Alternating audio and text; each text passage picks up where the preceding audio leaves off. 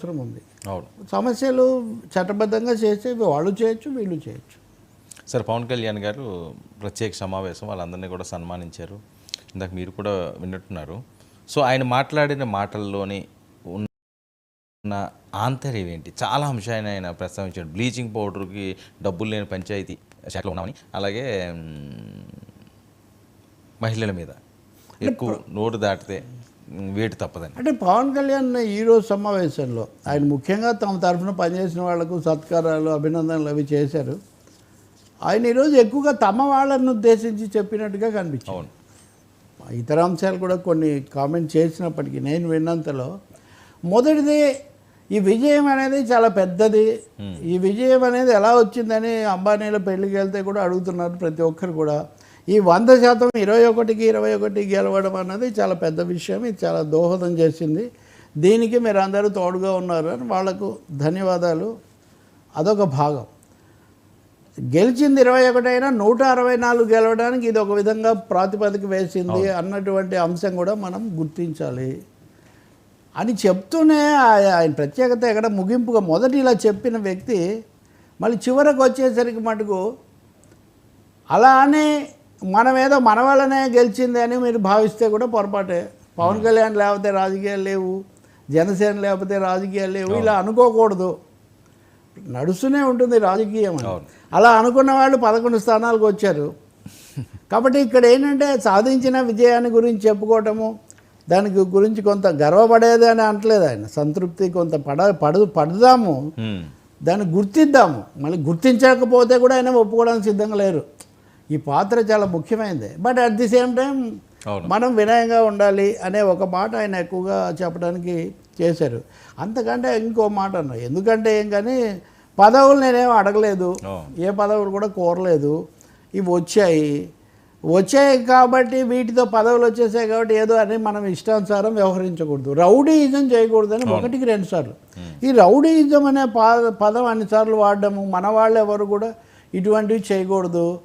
నేను ఎవరిని ఉద్దేశించి అంటున్నానో కూడా మీకు తెలుసు అని కూడా అన్నారు. అంటే ఖచ్చితంగా ఆయన అన్యాపదేశంగాను కొంతమంది కొన్ని పేర్లు వస్తున్నాయి, కొన్ని వార్తలు అక్కడక్కడ ఘటనలు కూడా వస్తున్నాయి. తెలుగుదేశాన్ని బలపరిచే ఒక పత్రికలో కూడా నిన్న దందాలు ఇవన్నీ చేస్తున్నారు, జనసేనకు సంబంధించిన 1-2 ఎమ్మెల్యేలు ఈ పద్ధతిలో పేర్లు కూడా రాశారు. ఇప్పుడు నేను పేరు రాస్తే మీరు వెంటనే దాన్ని పైన పెడతారు. ఇది అనవసరమైన చర్చ, మళ్ళీ మనం సమయం తీసుకుందాం తర్వాత వ్యక్తిగత స్థాయిలో. అందుకని ఇటువంటివన్నీ వస్తున్నాయి. దీన్ని కొంతమంది తెలుగుదేశం వాళ్ళు పాయింట్అవుట్ చేస్తున్నారు. బహుశా ఇవన్నీ ఆయన బుర్రలో ఉండాలి. ఒక మంచి ఆయన 3 విషయాలు చెప్పారు మంచివి. ఒకటి, వైసీపీ వాళ్ళని శత్రువులుగా చూడొద్దు, రాజకీయ ప్రత్యర్థులు. వాళ్ళు మనల్ని ఆ విధంగా చూసి ఉండవచ్చు, అయినా కానీ మనం చూడొద్దు. రెండవది, ఏదైనా చట్ట ప్రకారం వెళ్ళాలి కానీ కక్ష సాధింపులు ఇట్లాంటి వాటికి పాల్పడవద్దు. మూడవది, భావం బలంగా ఉండాలి కానీ భాష దూకుడుగా దుర్భాషలతో ఉండకూడదు. ఎవరిని, ముఖ్యంగా మహిళల్ని, ఇప్పుడు మనం చర్చిస్తుంది అదే కదా, మహిళలను కించపరిచేటటువంటి భాష, ఈ దూషణలు, తిట్లు ఇట్లాంటి వాటికి మీరు వెళ్ళొద్దు. ఈ 3 ఒక విధంగా. మొన్న చంద్రబాబు కూడా 3 సత్యాలు చెప్పారు. వాస్తవంగా చంద్రబాబు చెప్పిన 3 సత్యాలు ఏంటంటే, ఒకటి, నాకు పాదాభివందనాలు చేయొద్దు, పాదాభివందనాలు చేస్తే నేను కూడా మళ్ళీ పాదాభివందనం చేస్తాను, లేకపోతే కుదరదు. రెండవది, ఇదిగో ఈ దుర్భాషలు ఆడొద్దు, ఇవి వద్దని, దాడులు ఇట్లాంటివి వద్దని. మరి అది బాధ్యతగా ఆఫీస్లో ఉండండి, ఆఫీస్లో ఒకరు అందుబాటులో ఉండండి. ఈ 3 చెప్పారు. ఈయన కూడా అందుబాటులో ఉండండి ఆఫీస్లో అని చెప్తున్నారు. అంటే వ్యవస్థాగతంగా కూడా బలోపేతం చేసుకోవాలి. మన వ్యవస్థను బలోపేతం చేసుకుందాం, అవతరాలను రాజకీయంగా ఎదుర్కొందాం, కానీ తిట్లు, దుర్భాషలు, వివాదాలు వీటిలో చిక్కుకోవద్దు. ఇంతటితో ఆగల ఆయన. బహుశా ఆయన అజయ్ కుమార్ ఉంటాడు కదా ఇప్పుడు నాగబాబుతో, అజయ్ ఆయన క్రమశిక్షణ చర్యలు వాటికి సంబంధించిన నాయకుడు అనుకుంటా. ఆయన్ను మీరు చర్య తీసుకోండి, ఎవరన్నా ఏదన్నా చేస్తే మీరు చర్య తీసుకోండి, ఎవరినైనా వదులుకోవడానికి నేను వెనకాడను.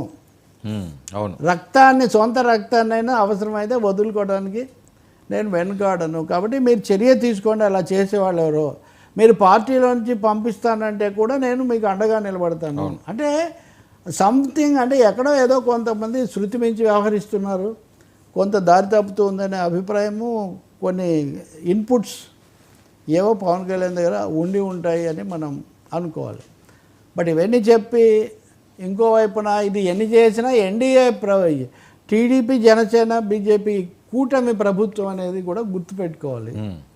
వన్ సైడెడ్గా ఇవన్నీ ఒక విధమైన మిశ్రమ ప్రభుత్వంలో అక్కడ ఉన్న వాతావరణంలో అవసరంగా చెప్తున్నటువంటి అంశాలు అని మనం అనుకోవాలి. ఈరోజు ఎవరో ఇచ్చారు కూడా, ఏదో రేటింగ్స్ ఇచ్చారు మంత్రుల పనికి. ఈ రేటింగ్స్లో నాదెండ్ల మనోహర్కు మొదటిది, నిమ్మల రామనాయుడు ప్లస్ లోకేష్ బాబు వాళ్ళకు రెండో స్థానం. పవన్ కళ్యాణ్ చేస్తున్న హోంవర్క్ ఎక్కువగా ఉంది అన్న దాని మీద అది కూడా అందులో మెన్షన్ చేశారని నేను చూసా. నేను హోంవర్క్ ఎక్కువ చేశానని కూడా ఆయన చెప్తున్నారు. నిర్ణయాలు ఏం తీసుకోలేదు, ఎక్కువగా హోంవర్క్ ఎక్కువ చేశాను. ఆ సందర్భంలోనే మీరు చెప్పిన ఇది వచ్చింది.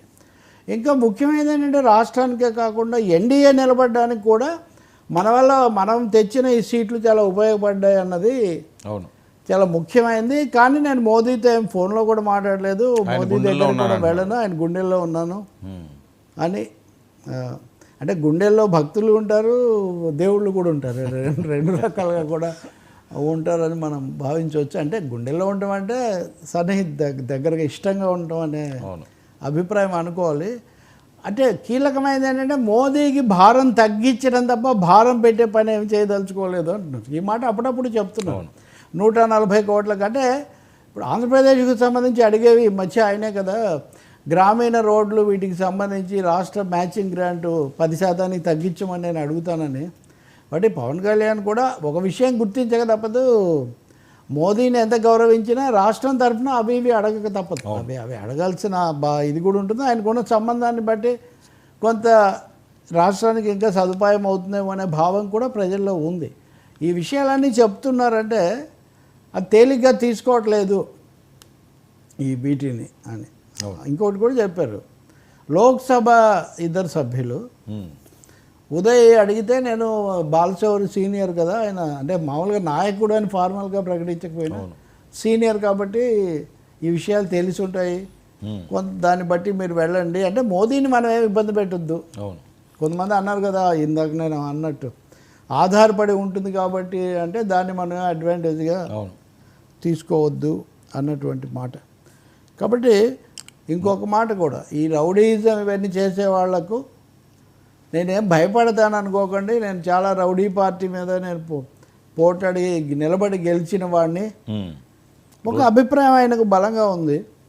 ఇంకెవరన్నా అయితే ఈ ఓటములు వీటన్నిటి తర్వాత వెళ్ళిపోయేవాళ్ళు, నేను అయితే పార్టీని గట్టిగా మనం నిలబెట్టాము, పార్టీని నిలబెట్టుకోవడమే పెద్ద విజయం అని. ఒక స్థానం వస్తుందా లేదా, పార్టీలోకి సభలోకి వెళ్తామా లేదా అన్న దగ్గర నుంచి 21 స్థానాలకు వచ్చాము. ఒక చిన్న క్లారిఫికేషన్ కూడా ఇచ్చారని అనుకోవాలి. తాడేపల్లిగూడెం సభ పెట్టినప్పుడు నేను అక్కడ అంత ఇదిగా మాట్లాడలేదు, కొంచెం తగ్గానన్న అభిప్రాయం చాలామందికి వచ్చింది. అది కూడా ప్రస్తావించారు చాలామందికి. అంటే వర్చువల్గా ఆయన ఆన్సర్ చేశారు. తన మీద వచ్చినా లేదా తన పార్టీ మీద వచ్చినా, తర్వాత బయట ఇప్పుడు గెలిచిన ప్రభుత్వ ఏర్పాటు తర్వాత బయట వస్తున్న వాటికి సమాధానం చెప్పే ప్రయత్నం, ఇంటర్నల్ అండ్ ఎక్స్టర్నల్ థింగ్స్కు. అప్పుడు తగ్గాము కాబట్టి తగ్గడమే కదా, అప్పుడున్న 24 సీట్ల నుంచి కూడా 21కి తగ్గాము.